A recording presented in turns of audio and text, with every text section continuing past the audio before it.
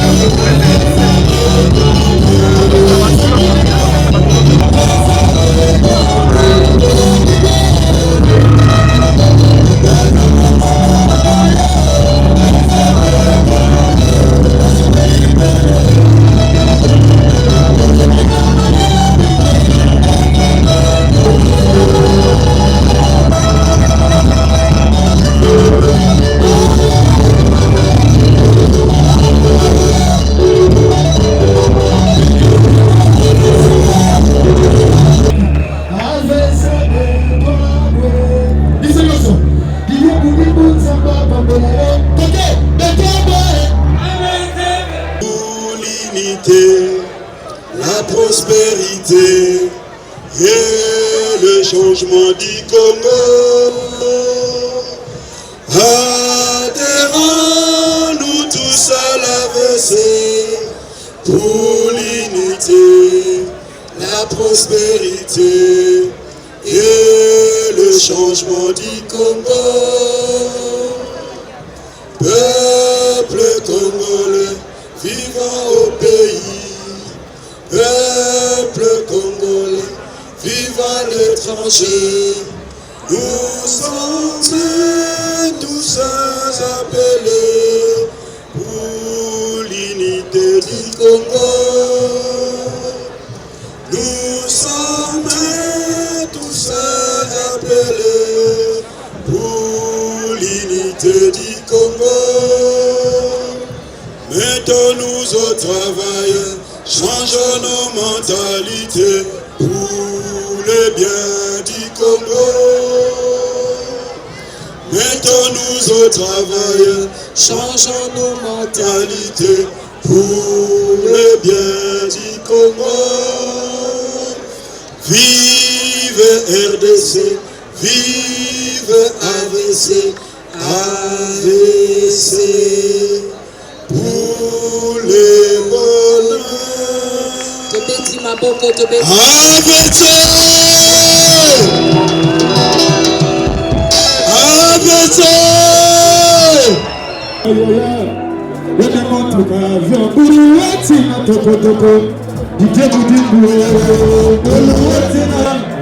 Je dis, voilà. Mokolo monene mpona biso mpe mpona mokonzi ya mboka. Tozali na esengo mingi parce que bangi moi te, obangi embouteillage te, otali ba distance te, osepeli koya koyoka oyo biso tobengaka génie blanc. Wana azali autorité morale ya AVC. Alors, bino boyebi ke soki ya telemi mpona koloba ezalaka n'impact ya danger. Boprometaki ye ke non AVC en tant que allié à UDPS eza parti politique oyo eza ya masse. Eza parti politique ya malette te. Yango wana lelo tosangani awa. Nakanisi soki ezalaki na bakokoso ya bapane ya bamituka misusu te, meti na libanda kuna elinga kozala na espace moko te. Yango wana nasengi na bino moko bobeta maboko mpona volonté. Nka mpona toyoka makambu oyo ezali ya motuya mpona mboka na biso. Vous savez, c'était le vendredi 23 octobre où le chef de l'État, le président de la République, Félix Antoine Tshisekedi Tshilombo, a s'adressé à la population congolaise. Et dans le souci, il y a cohésion nationale, paix, dans mboka na biso. Le président de la République a souhaité qu'il y ait une consultation politique. Oyo biso AVC tondimi yango, peut-être qu'on soutenir yango, de reprendre part na yango, de sorte que de créer une union sacrée pour la nation. Et ça peut être AVC,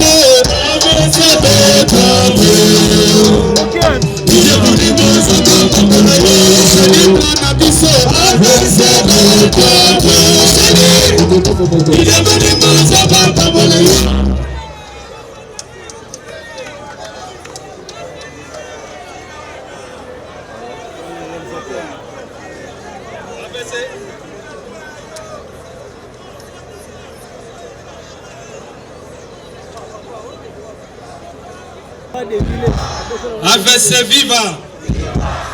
AVC viva! Il y a les bossons, on a représenté mes excuses pour l'amour retard ou les APK dans cadre parti. Dès que vous avez réalisé, peine à repérer Sabino sous merci Mingi pour malgré Moï, la monnaie que AVC est à peine à partir de Bissau. AVC viva! AVC viva! AVC viva! Mais ça, batangi mwana, barobo sortant à maman a été le rôle à AVC, Abimana Libouma, UDPS. UDPS viva! UDPS viva! UDPS viva! Merci Mingi. Tosangani awa lelo parce que biso nyonso toza bana ya Congo. Mokonzi ya mboka, son excellence Félix Antoine Tshisekedi Tshilombo. Fachibe! Fachibe! Le Rangers. Pour le Rangers, Aza Moutou Oyo, tant qu'il na terrain, Azo balisé terrain pour ma troupe, Biso na Simato et Bakoleka. Donc, le grand combattant, Fachi Béton, le Rangers. Donc, on a le 23 à Saraki discours. Discours wana et tout chaque Congolais nyon son ici Kazali. Toza na vérité, moi, c'est que Mokonzamboka, Mingi Baebiete, Abanda Komba Kala. À vivre vie na mobimba na combat. Akendaka même temps bakangaka papa Etienne batindaka ye na village Yazalaka wana. Donc toute sa vie amena ngo na combat pe abanda ko bunda pe aza ko continuer ko bunda pour na bola mboka. Certes za mon gouvernement mais awa nazolo baté que tant que ministre, nazolo ba étant que autorité morale, il y a autre vision du Congo. mokonzi mboka le 23 alobi que la consultation populaire il faut salement. Donc à consulter certains leaders de façon à côté là ndenge mboka po kene malamu. Parce que jusque là na 2 ans au pratiquement il y a beaucoup de salami. Il y a bosso mokonzi mboka décréta qui auto bengi gratuité de l'enseignement. Mingi bazolinga ba comment dire ko kitisango ko pesango valeur na ngote. Gratuité de l'enseignement au moment où nous parlons il y a presque 4 millions ya bana. O bazaye ko kotanga te o lelo ba koma na nzela classe. Gratuité de l'enseignement place bat bazaka ko futa mbongo. Po bana batanga mbongo wana ekoma lelo ekosomba lipa ekosomba koka ekosomba brique ekosomba mutuka. Deuxième mesure à Makasi mokonzi mboka sala qui sous par rapport à la santé. Au moment où nous parlons, plus de 2500 médecins baza alignés au baza kozwa mbongo na bango. Et ça m'a jamais na mboka na biso. Par rapport à revenu à enseignant. Enseignant baza qui entre 40-50 $, les lots baza au moins à 170 $. Paye baza na retard à terre à mon côté. À part ça, par rapport à état de droit. Naba mboule les kaki mutu awaye ko ça n'importe quoi azominda ku ali fufu atali TV à l'aise les lots mutu nyonso comme ndengela pe les lots ndenge na lobaki dernièrement d'ici to comme na mboule zoya to komona par rapport avec ce viva to komona par rapport ya rendement ou ko salama na niveau ya économie ya mboka to komona ke musala eza ko salama IGF inspecteur général à finance on attend wakala azaka na impact azana moté lelo mais lelo a commis soka koti na bureau batunyo so bazui pagaille wana nyo cela pour na ko asseoir état de droit AVC viva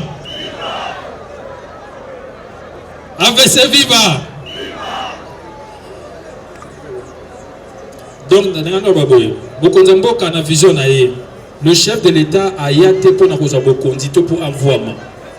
Pe na lobaki yango dernièrement tina mokolo lelo Fachi Béton le Rangers nanu asobi ata 1 mètre carré ta lopango quelque part azako sala pe azako bunda pona dola mona biso po lobby ba komole to ba kozala din depuis mokonza mboka akomi tomoni gouvernement déjà constitué tomoni jeunesse et place nango lelo na kata gouvernement ba jeune au moment na ministre tourisme azana il est très jeune.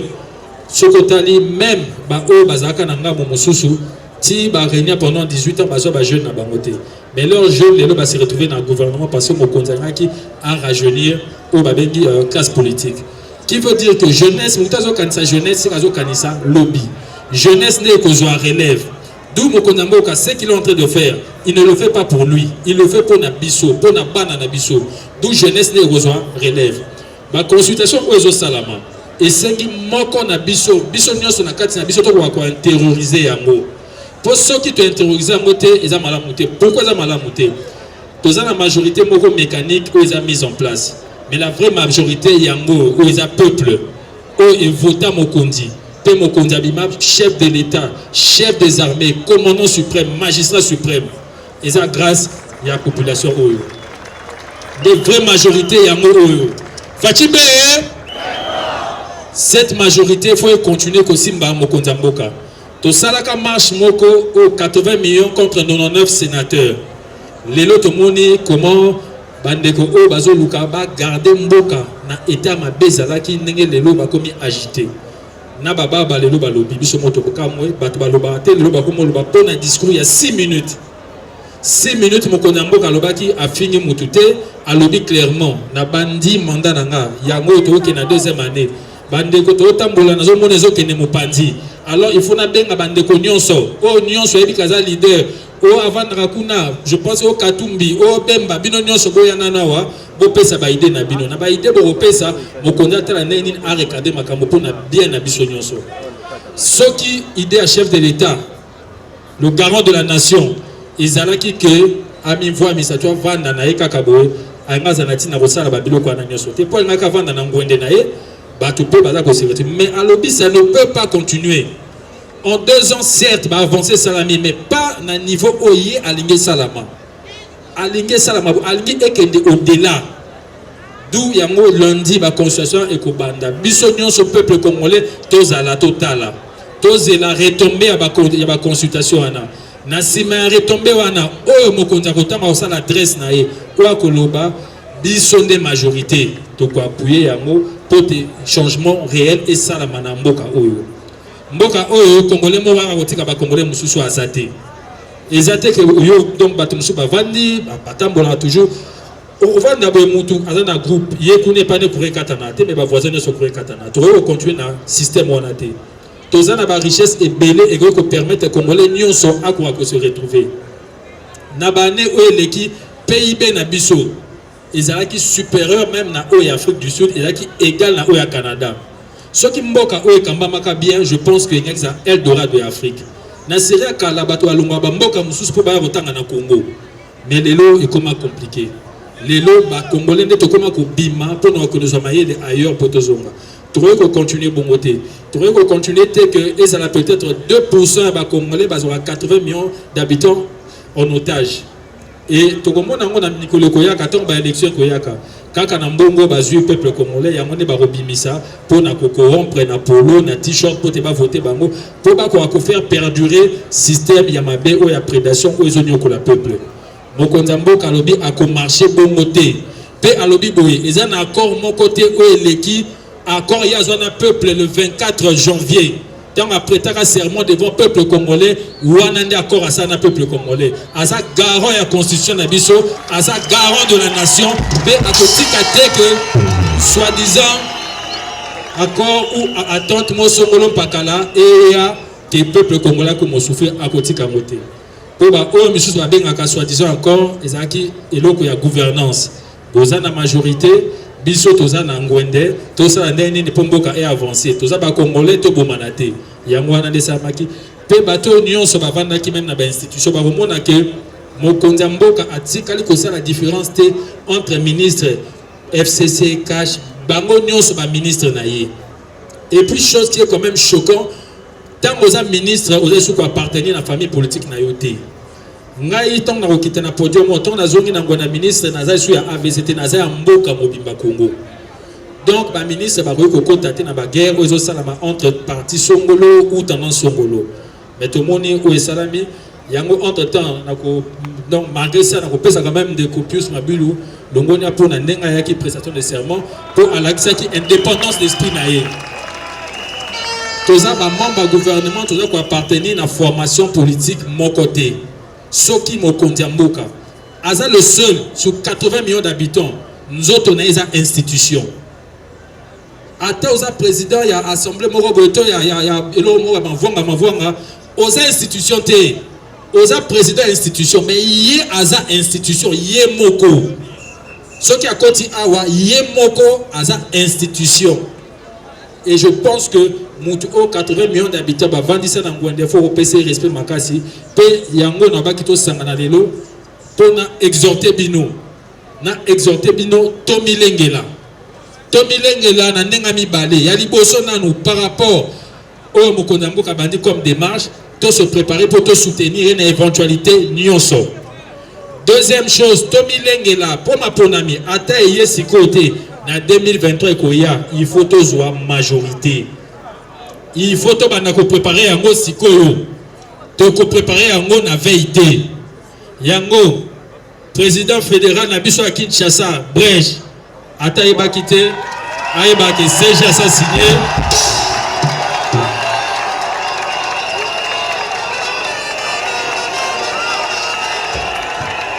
AVC viva AVC viva AVC viva. Président fédéral Nabiso à Kinshasa. Interfédéral à Kinshasa.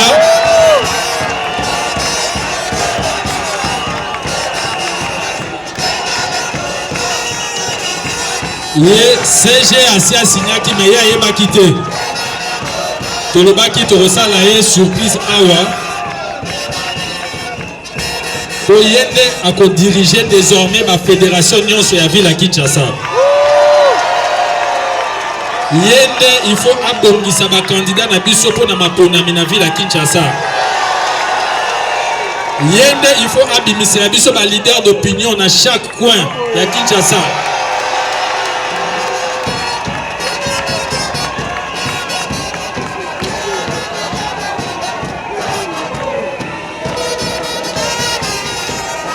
AVC viva! AVC viva! AVC viva! Fatime! Fatime! Le Rangers! Wana soda makasi le Rangers. Abanda bitumba depuis bo mwana. Abunda. Pe yeso azo ya batu bakanisa bazo leke maede. Mena suka nango nyonso zo ya nango ya sayebi amo. Discours à 6 minutes, toko momo na ba réunion aussi la té. Déclaration comme toko déclarer lobi toko sala bo toko lobate akomi la biso mukanda. Ah! Fatime! Fatime! Les Rangers. Combo wana bo terroriser yango wana Rangers. Combo na Rangers donc grand guerrier na ye toza na sima na ye. Auti ko démontrer yango parce que mutu o avandeli kanyaka to avandeli esengo aro ko sala déclaration o ya sala kité. Auti ko sala déclaration pe azo banda ba constitution lundi. Na ko senga lisusu na za ko exhorter toza la prêt ya ko soutenir ye toza la sima na ye na éventualité nyonso et ça la dissolution. Ce qui est l'Assemblée, il y a biso toi na simanaye. Ceux qui parlent du gouvernement, c'est qu'il biso toi na simanaye. Pachipe Congo les alaka au vandi pour nous le bozo banga. Mais le lot banga raté ba policier ba comment bande ko na biso. Nani a pesi biso makasi oyo et ben mokonza mboko to pona. Lelo et comment opposition aka sali meeting asali na Sainte-Thérèse bato batondi to pe to pesi bango mai. Donc cadre bango bakendako. Sérieux à biso ane zaka lacrymogène au wapi. Parents zana azwa ya mona ngondo kutazwa. Donc pour dire que l'élo démocratie eza ko vanda malembe. Okomona mutaleki na TV d'ailleurs mokonza mboka longwa sala boye. Liberté d'expression à limite nango eza tolérable. Mais je vous dis que mokonzi o biso moto ponaki je suis convaincu que Aouta est pas Nzambe. Après ça acte moi liboso azu peuple a pesé dans maboka Nzambe. Et ça la malante dans beaucoup. Mokonzi waza na humilité sur la côté de l'église a tchaka mabolo ngone na se. Yango Nzambe azo matise face à badongola miso. Yango na ko senga soki to cheboyi liboko mati liboko mata. Liboko mata. Oye le 2023 to kolonga yango makasi. Tant que tu na moment na babiloko yo majorité mécanique aux ala sous-souté. Et aux la majorité à solo. AVC viva! AVC viva! Fatime! Le Rangers! Je vous remercie encore énormément. Minga Rolobezali, mais tant que la Rolobango n'y a et Nazal sous Nabetiamo, c'était 3e fois. Je suis en train de vous exhorter. Toza la sima, ya o mokonzambo kazo sala. Toza la ba retomber nango. Nzela oya kozwa soka lobi dissolution toza na sima soka lobi réformation gouvernement toza na sima. Il faut na deux mandats na etanga kosilisa ngo congolais nyonso akoka ko vivre na salaire na ye parce que mutu tozo ka mwande mboka etambola nde ba mema yango banti valeur comme ba valeur mutawe kontimango azate to bunda bande comme sou ba kufa ba Thérèse Kapangala ba perda ba vie na bango ba Rosimu Kendi ba perda ba vie na bango ba perda yango te pour lelo ba tumsusu ba ya po ba bandela système ya kala auto bundela non et ko sala matepe mokonza mboka linyango te ba perda yango pour qu'il y ait un changement et le changement le fait que combat ezamo combat moko noble tozo bunana mindu kité tozo bunana mayele na appui ya population combat ezo zoanet moitan. Tout suite au Ghana qui rend comment dire première ronde Ngwende Mokonda Vandi chef de l'État au hasard institution de l'eau. Deuxième Ngwende au photo gagner il faut tous en majorité pour avoir appliquer politique naïe. Ce qui te ont en consultation t'es toujours dans ma ponami. Mais d'une façon ou d'une autre mboka oh il faut changer façon état molaka. Mboka eza ba congolais nyonso congolais ou aleki congolais mususu azate. Pe na thème na biso ya lelo tolobaki abat le tribalisme. Muluba, Mukongo, Muswahili, Mungala, biso nyonso toza batu moko. Batubaya ko kabola biso te. Ngata nazokola na yebaka même pas que voisin na zaka Muluba, toza Muswahili, na yebaka mote. Lelo bangi ba mema biso na ba je moko to kondima yango te. Le Congo ekotikala moko. Ndenge mokonza mboka lobi ata 1 mètre à Congo et que n'est pas mon payate et que ça la maté. AVC viva. AVC viva. AVC viva. Fachibé. Fachibé. Les Rangers, les Rangers, il faut que les Rangers. Grand guerrier, les Rangers. Je vous remercie encore pour l'agneau. En tout cas, il a dit que Oza, famille Mounene, et Tobé Telasusu, président interfédéral de la ville de Kinshasa, Matembela Simanda, que Tobé par rapport à la mobilisation.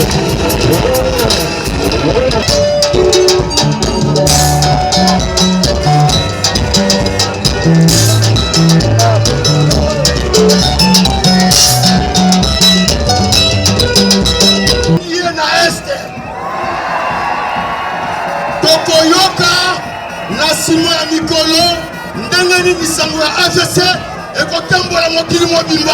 Je vous remercie. Monsieur Roby Kaengara, vous avez assisté aujourd'hui à votre activité ici, votre meeting que vous avez organisé ce week-end. Qu'est-ce que nous pouvons retenir de vous par rapport à cette journée? Non, cette journée est très symbolique pour nous. Il fallait faire les rappels aux troupes, comme on le dit. Le moment que traverse le Congo est très crucial et le moment est très dangereux. Il fallait quand même que le ministre Didier Boudimbu puisse ramener tous les enfants de la case à un seul endroit et leur donner un message. Et le message est clair, c'est d'être derrière le chef de l'État, être derrière son action, derrière les consultations qui vont avoir lieu, soutenir le chef de l'État. Et là, il vient de le dire, tout, peu importe les éventualités, que ce soit la dissolution de l'Assemblée nationale, que ce soit la refondation de l'action gouvernementale et du gouvernement lui-même, on a appelé le peuple à soutenir les chefs de l'État. Parce que le moment que nous traversons aujourd'hui, madame, c'est un moment très crucial et très difficile pour notre pays. Et donc il faut que le peuple qui a voté le président de la République à la majorité puisse les soutenir, puisse continuer à soutenir ses actions. Par rapport aux consultations que le chef de l'État a lancées, avez-vous un message à donner aux personnes qui Nous demandons à tous les acteurs politiques d'être derrière le chef de l'État, de se présenter et d'aller écouter le message du chef de l'État. Les consultations qui vont se faire de ce lundi, c'est pour les Congolais. Celui qui se reconnaît être Congolais n'a qu'à venir pour assister à ces consultations, donner ses avis, donner son intelligence pour l'avancement de ce pays. Mais on ne peut pas prendre ce pays en otage par un groupe d'individus et peu importe, d'abord un accord, le pays n'appartient pas à Kabila, n'appartient pas à Chadar, il n'appartient pas au FCC. Pour qu'il signe un accord sur le pays, il ne peut pas décider sur l'avenir d'un Congo et de pays. Peu importe ce qui peut exister, nous demandons au peuple congolais de venir à ces consultations, de répondre massivement et de soutenir l'action du chef de l'État. Et nous disons au peuple congolais, ce qui peut arriver, arrivera. Et que le peuple qui a voté le chef de l'État doit être derrière lui. Et la dissolution ou la révocation de ce gouvernement, que le peuple vienne soutenir l'action du chef de l'État. Maître Roby Kaengara, le message en lingala pour le média. Non, tout comme ça va na mboka ke ngonga oyo to kobi po na mboka ezali ngonga ya kwei banyati yo. To sengi ba na mboka nyonso baya bacha maboko na dialogue mo ko na lancer à partir ya lundi baya ba soutenir ye ba ce dialogue. To ebisi ba na mboka boy. Ezala likambo ya ke non parlement ekokoya to sénat ekokoya. To gouvernement kokoya basa la sima ya mokonza mboka ba soutenir ye. Kabila na lingomba na ye ba ko mboka en otage te. Accord moko te ezali ata accord ko sala mboka esa Kabila te esa pe ya FCC te po bango ba ya ba yebisa yo signer accord boye poka mamoka accord wana ko salema ata moko te mboka kamaka bipai nyonso na mibeko mibeko ezali constitution oyo tozali na yango ne yoka mboka lelo mokonza mboka ezali se moko alobi ete bayi mboka nyonso oyo baza na bolingo mboka baya bacha maboko baya ayoka bango bapesa makanisi na bango po ete totambola nkita ekolo yango tona na posa yango wana oyo nyonso etikali bana Congo bozala nsima ya mokonza mboka po ete Congo tona na posa changement tona na posa biso toye na pouvoir te po ete toya konvwama toye na pouvoir te po toya kosoma bambandako toye na pouvoir po ete peuple congolais azwa makanisi ya sika makambo echange oyoki ndozobeta kobanga te tata asalaki moi kaka po eswakana elongi te kasi po tomonanaka bilongi na bilongi lokola nazali komona ministre Yves Bukulu tala ye tata alobaki azala ministre ya tourisme lokola na ye tourisme na mokili na ye lokola ezali mosala na ye akofuta ngai oh ya solo Ministre Yves Yomoro, c'est lui qui travaille à l'hôtel, il mange où? Zilo. Ministre Ayaka. Zilo. Tika 11, Yazali excellence, Tika Ngaïna Kide. Oh! Joël Abissabi Balengas. Merci beaucoup. On tient comme on dit ici.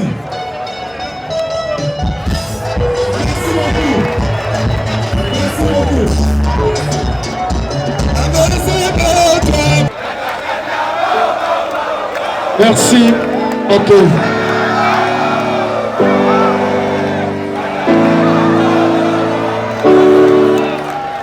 Merci. Parce que je ne suis pas ici en tant que ministre, je suis ici en tant qu'autorité morale, de l'autre vision du Congo. Le message est simple, le chef de l'État va lancer des consultations dès ce lundi et à travers ces consultations, il s'adressera à la nation à la fin de ces consultations. Donc nous sommes là pour soutenir la vision du chef de l'État, pour soutenir par rapport aux consultations qui aura lieu et par rapport aux retombées de ces consultations. C'est ça le message. Déjà, comme on dit, la vraie majorité, c'est la population. D'où je suis venu m'adresser à la population congolaise, aux militants de l'autre vision du Congo, pour qu'eux puissent être prêts à accueillir les retombées des consultations que le chef d'État va entamer dès ce lundi. Mais vous avez évoqué aussi les préparatifs pour 2023. Qu'est-ce que vous demandez à la population ou les militants de votre parti pour mieux préparer le 2023 pour avoir la majorité en 2023? Il faut sensibiliser la population. On ne votera pas en 2023 parce qu'on est cousin d'eux, ou tel est mon patron, ou tel m'a donné un t-shirt. On va voter idéologiquement pour que nous n'ayons plus à vivre de tels blocages. Parce qu'on conçoit mal de voter un président qui est de la gauche et de voter un député peut-être qui est de la droite. Il faut voter des députés qui sont dans le même courant que le chef de l'État et qui pourront soutenir sa vision. Parce que notre constitution fait que les députés ont un rôle important à jouer. Donc je pense que prochainement, nous devons voter les bons pour qu'ils puissent soutenir la vision du chef de l'État. Vous avez parlé aussi d'un appel pour que les gens soutiennent le chef de l'État aux consultations qui vont débuter ce lundi. Qu'est-ce que vous leur demandez? Qu'est-ce que vous demandez à la population pour mieux soutenir le chef de l'État? De bien suivre, car en fait, ces consultations appartiennent au peuple congolais. Ils doivent suivre, être derrière et voir les retombées de ces consultations et soutenir le chef de l'État. Parce que comme il a dit, toutes les options sont encore sur la table. Et rien n'a été mis de côté. À la fin, il s'adressera à la nation et le peuple, la population doit soutenir le chef d'État dans ce sens-là. Merci beaucoup.